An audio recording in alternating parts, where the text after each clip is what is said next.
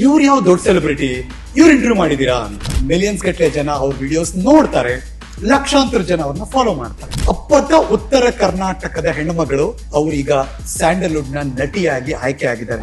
ಜನ ನಿಮ್ಮನ್ನ ರೆಕಗ್ನೈಸ್ ಮಾಡಕ್ ಶುರು ಮಾಡಿದ್ರು. ಹೆಂಗಿತ್ತು ಫೀಲ್?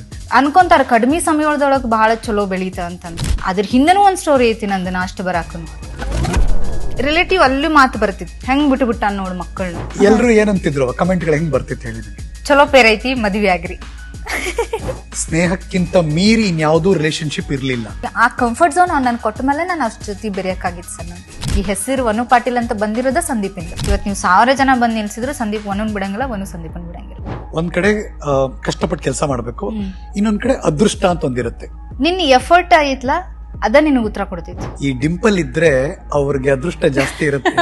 ಇದು ಡಿಂಪಲ್ ಅಲ್ಲ ಸರ್, ಒಂದ್ ಸ್ಮಾಲ್ ಆಕ್ಸಿಡೆಂಟ್ ಆಗಿತ್ತು ನನಗೆ. ನೀವು ಆ ತರದ ಗ್ಲಾಮರ್ ಆಂಗಲ್ಗೆ ಹೋಗ್ಲೇ ಇಲ್ಲ. ಕಲೆನ ಯಾವತ್ತು ನೀವು ಬ್ಯೂಟಿಯಿಂದ ಅಳಿಬೇಡ್ರಿ.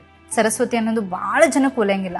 ಯಾಕೆ ಬೇಕು ಸರ್ ಬ್ಯೂಟಿ? ಇವತ್ತೆಲ್ಲ ನಾಳೆ ಹೋಗೋದಕ್ಕೆ. ಹೆಂಗೊಂದ್ ಟೀಮ್ ಇದೆಯಾ ನಿಮ್ದು? ಸಂದೀಪ್ನೇ ಮಾಡ ಸರ್ ಎಲ್ಲ. ಅವನದೇ ಡೈರೆಕ್ಷನ್, ಅವನೇ ಸ್ಕ್ರಿಪ್ಟ್ ಬರೆಯೋದೆಲ್ಲ, ರಾತ್ರಿ ಎಲ್ಲ ಕುತ್ಕೊಂಡು. ಆ ಟ್ರಾನ್ಸಿಷನ್ ಇತ್ತಲ್ಲ, ಅವಾಗ ಶೂಟಿಂಗ್ ಯಾಕೆ ಹೊಕ್ಕಿ ಅನ್ನೋರ ಈಗ ಯಾಕೆ ಶೂಟಿಂಗ್ ಹೋಗತಿಲ್ಲ ಅಂತ. ಸಿನಿಮಾ ಇಂಡಸ್ಟ್ರಿ ಕೈ ಬೀಸ್ ಕರಿಯುತ್ತೆ. ವನು ಪಾಟೀಲ್ ಲಂಗ ದವಣಿ ಹಾಕೊಂಡಿರೋ ವಿಡಿಯೋಸ್ ನೋಡಿ ನನ್ಗೆ ಅವ್ರು ಅಪ್ರೋಚ್ ಮಾಡಿ. ಯಾರು ಬೇಕಾದ್ರೂ ಟ್ಯಾಲೆಂಟ್ ಇದ್ದವರು ಇಂಡಸ್ಟ್ರಿಗೆ ಬರ್ಬೋದು ಅನ್ಸುತ್ತಾ? ಆ ಕಲೆ ಅನ್ನೋದನ್ನ ನಿಮ್ಮನ್ನ ಬೆಳೆಸ್ತೈತಿ.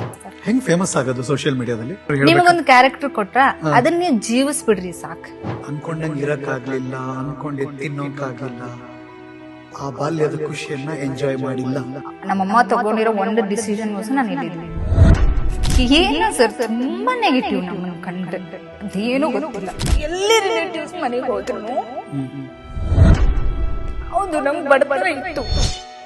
ಅದು ಕೆಲ್ಸಕ್ಕೆ ಹೋಗಿಲ್ಲ ಅಂದ್ರೂ ನಮ್ಮ ಅಪ್ಪನ ಹತ್ರ ನಮ್ಮಮ್ಮನ ಹತ್ರ ನಾವು ಹೊಡೆಸ್ಕೊಂಡಿರೋದು. ಅವ್ರ ಮನೆಗೆ ಕೆಲಸ ಮಾಡಿಲ್ಲ